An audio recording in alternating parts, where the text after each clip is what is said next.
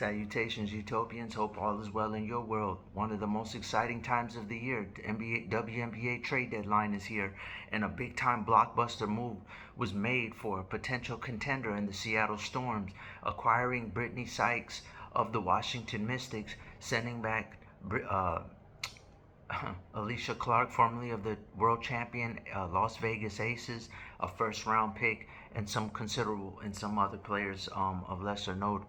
Um, with all due respect, as you all know, the Mystics are a very wise team. They know how to navigate. They got Sonia Citron and Kiki Arifin. I believe they both made the All-Star team in their first year, and definite all-team rookie candidates that are pretty much a lock, barring any serious shortcomings. For the Storm, getting Alicia Clark, the Mystics is pretty quick. Getting that, so that first round pick means a lot, and also getting Clark for pair that with Dolson, assuming they don't waive her and let her go sign with a contender, is major for that locker room because they have a young nucleus and the sky's the limit with them, and just having a more solid veteran locker room presence is great. With that being said, I also find it very interesting with respect to the Seattle Storm on the other side. They have been a team that has flashed moments of brilliance. They have extreme length, athleticism, three-level scoring prowess. However, the big issue with them is when Skylar Diggins goes to the bench, who can take over? I like Erica Wheeler a lot. She is a champion, I believe, and has quite a lengthy accolade resume of her own. However, the big issue was I felt like at this stage in Erica's career, to get the very most out of her, she would be better in a six-player capacity.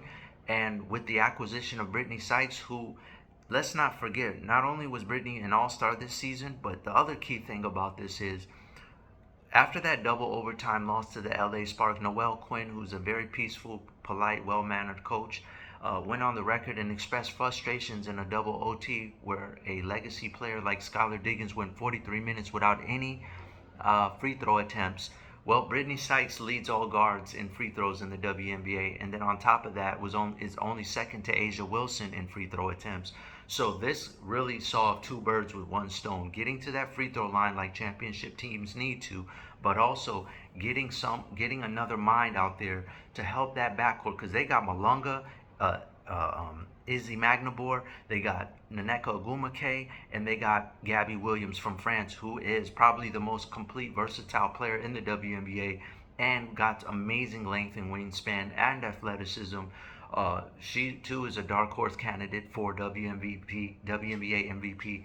So this was the only glaring issue.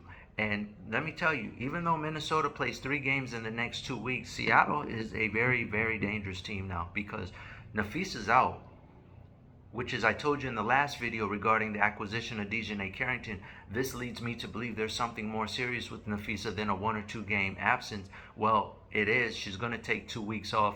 Granted, like I said, let me preface the statement by saying there's only 3 games in 2 weeks span.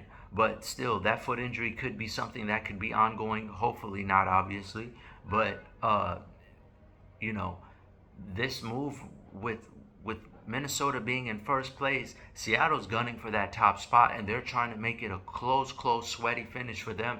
Mind you, Phoenix is going through it with Satu. That's my other team. Phoenix, Atlanta, Seattle, all are in a race to get to that first spot against Minnesota. Who's going to be the runner-up? New York Liberty are facing some injuries right now, and they look a lot different without Breanna Stewart. Mind you, they just barely got back, the X Factor, Jonquel Jones. So it's like a lot of, flip-flopping going on right now, jockeying for that clear second spot and also for that first spot. But the finals is not decided. It's going to be a bloodbath to get to the WNBA championship and to win it this season. Add a few Canary Diamonds, whoever does win it, because it's going to be well deserved. And so Seattle's leaving nothing to the imagination.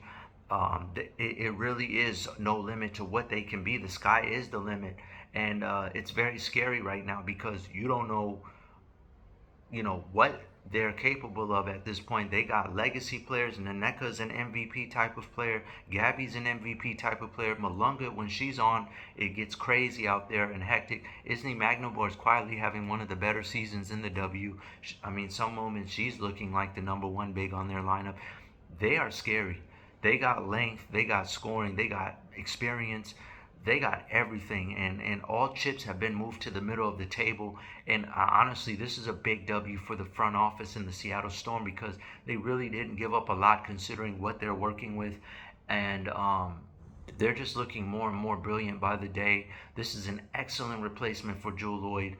That it's not. I was saying this all year to myself. It's not that they miss Jewel Lloyd. They just haven't gotten her replacement yet. And here it is. And it is a tenfold, 10x multiplier on return on investment with this deal. Love it for the Storm. Mystics are, getting assets, continuing to do what a young, up-and-coming, rising team should do, especially as Connecticut moves towards Boston. They'll have more of that corner peninsula, so to speak, that East Coast border. So it's looking phenomenal right now for both sides. I love it when I can see a win-win situation. Hope this video was informative, Utopians. I try to do better next time. Global out.